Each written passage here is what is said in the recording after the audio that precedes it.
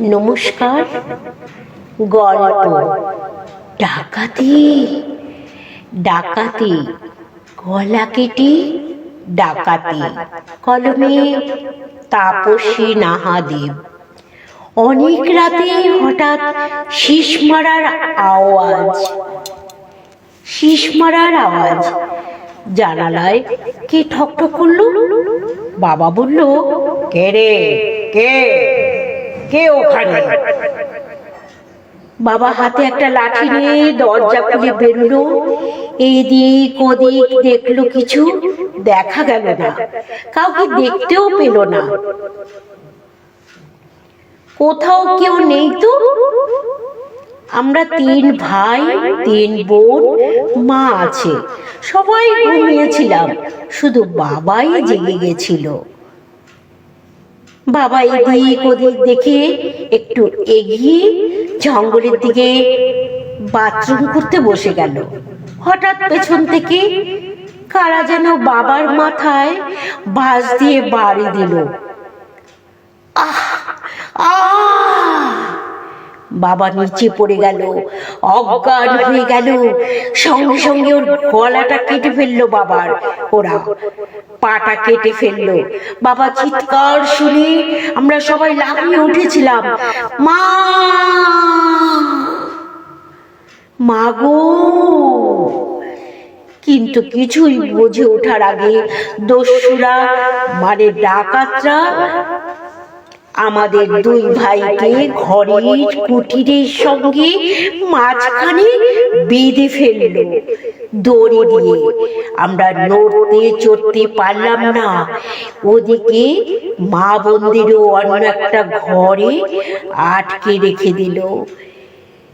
বাইরে শেকল তুলে হ্যাচকা মেরে দিল। 2 ভাইকে ছাড়লো না, আমাদেরকেও পায়ের মধ্যে বাঁশ দিয়ে মেরে গেল। আমরা চিৎকার করতে লাগলাম, আশেপাশে লোক যেন দৌড়ে আসে। অনেক দূরে বাড়ি ঘর, কারণ আমাদের বাড়ির জায়গা জমি প্রচুর, বিঘা বিঘা জমি নিয়ে আমাদের বাড়ি। তাই কেউ শুনতে পাচ্ছিল না। তবু অন্ধকারে হই হই আওয়াজ শুনে কিছু লোক আন্দাজ করে মশাল নিয়ে মনে হয় এগোচ্ছিল। এদিকে ডাকাতগুলো সোনা গয়না, টাকা পয়সা, দলিল পত্র সব বেঁধে পোটলা করে নিয়ে পালাচ্ছে। মনে হলো যেন ওদের সবাই জানা কোথায় কি আছে না আছে, ঘরের কোথায় সব জানা। দলিলপত্র কোন ড্রয়ারে আছে সবই মনে হয় জানা, কারণ সোনা গয়নাগুলো ঘরের খাম্বার ভেতরে ড্রয়ারে করে রাখা ছিল। অনেক দিন ধরে খবর টবর নিয়ে মনে হয় এসেছিল, বা কেউ হয়তো সব সময় আসে, এমন কোনো লোক সব খবর দিয়েছিল। সব পাড়ার লোকেরা মশাল জ্বালিয়ে আসতেই ডাকাতরা পালালো। দৌড়ে হই হই করতে করতে পালালো। পাড়ার লোকরা এসে আমাদের ভাইদের দড়ি খুলে দিল, মা বোনদের দরজা খুলে দিল। আমরা চিৎকার করছিলাম, বাঁচাও, বাঁচাও, বাঁচাও। আমি বড় ছেলে রতন রায় সিংহ, আমার ছোট ভাই খুবই ছোট, মেজো ভাই বড়। আমি বড় ভাই লাঠি খেলা জানতাম। বাঁশ নিয়ে দৌড়াতে দৌড়াতে আমি ওদেরকে ধরার জন্য লাঠি ঘুরাতে ঘুরাতে দৌড়ে এগুলাম। ততক্ষণে ডাকাতরা সাইকেল নিয়ে পালিয়ে গেল। ফিরে এসে দেখি বাবার মাথাটা কাটা।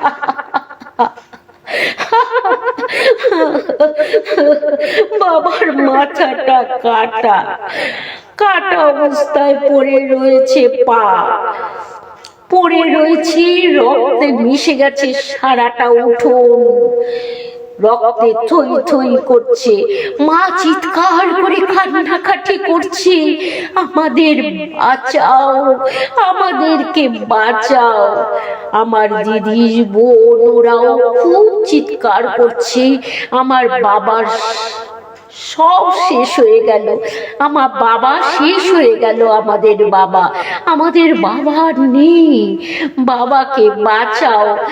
মেজ ভাই রবীন সিং বলল, তোরা কাঁদিস না, বাবা আর নেই, বাবাকে আর বাঁচানো যাবে না, বাবার মাথাটা কেটে ফেলেছে।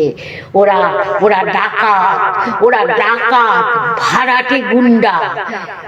সকাল হলে পুলিশ আসলো, আমরা সব বললাম পুরো ঘটনাটা পুলিশকে।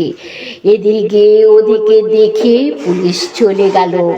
তদন্ত চললো কয়েক বছর ধরে। আমার ছোট ভাই বলল, আমি বড় হলে উকিল হব, উকিল হয়ে ওদের শাস্তি দেব। আমার বাবার মৃত্যুর শাস্তি চাই।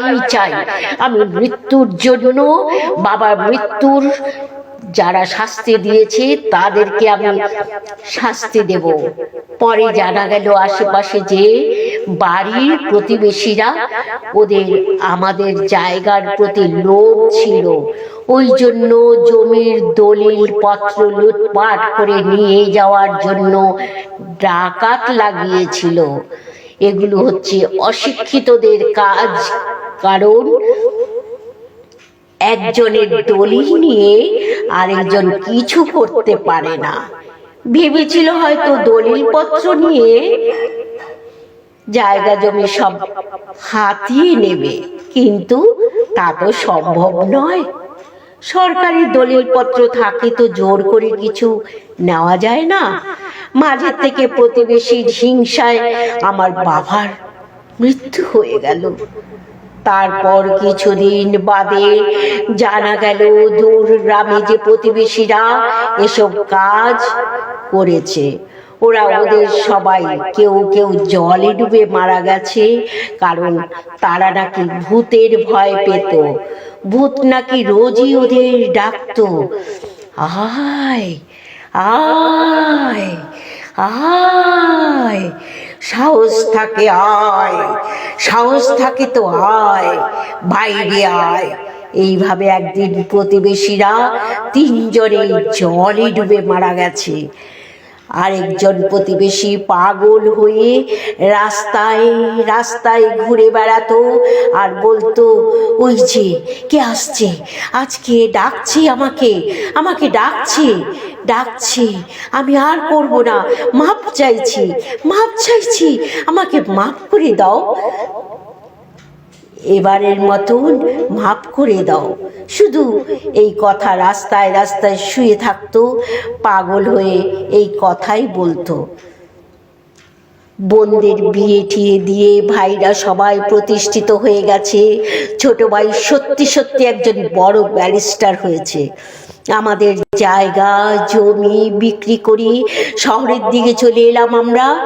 গ্রামে অনেক জায়গা জমি নিয়ে থাকলে সবার নজর পড়ে, কারণ একজনের ভালো আরেকজন দেখতে পারে না। কি লাভ হলো? যে কজন প্রতিবেশী করেছিলেন এই কাজ, তাদের নাম উঠে এসেছিল কোর্টে। সবাই তারা অদ্ভুতভাবে ভৌতিক মৃত্যুবরণ করেছে। বেশি লোভ করা কখনোই ভালো না।